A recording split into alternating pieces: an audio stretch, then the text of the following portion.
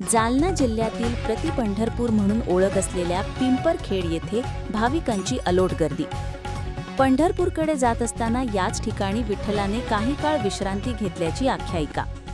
एकादशी ते पौर्णिमेपर्यंत विविध धार्मिक कार्यक्रमाचं या ठिकाणी आयोजन। जालना जिल्ह्यातील पिंपरखेड बुद्रुक येथील श्री विठ्ठल मंदिरात आज आषाढी एकादशी निमित्त भाविकांची अलोट गर्दी असते।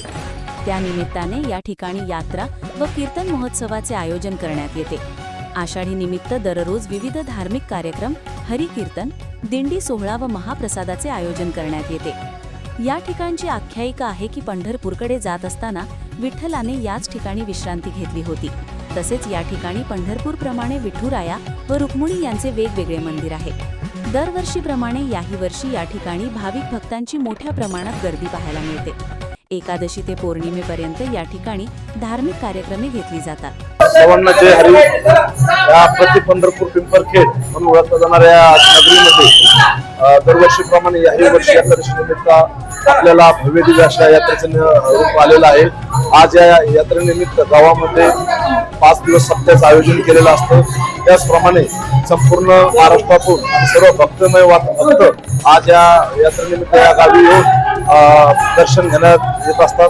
त्याचप्रमाणे इथं अनेक भजनाचे कार्यक्रम असतात, सामाजिक कार्यक्रम असतात। सामाजिक उपक्रम म्हणजेच रक्तदान असेल, अनेक शिबिर असेल, अशा अनेक उपक्रम या यात्रेच्या निमित्त आम्ही आमच्या ग्रामपंचायतच्या माध्यमातून सुद्धा इथं आयोजित करत असतो।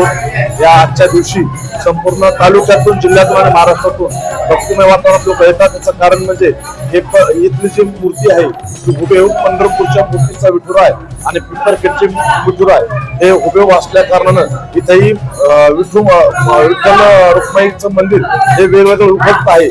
जसं पंढरपूरच्या ठिकाणी दोन्ही मंदिर वेगवेगळे आहेत, त्याचप्रमाणे इथं असल्यामुळं आणि पुंडलिकाचं मंदिर इथल्या येरुळा नदीच्या काठावर बसलेलं असल्या कारणानं पूर्ण प्रति पंढरपूर म्हणून या गावाची ओळख आहे। त्या कारणास्तव संपूर्ण जनता, सगळं पूर्ण भक्त आज या दिवशी आपलं दर्शन घेण्यासाठी या गावी येत असतात।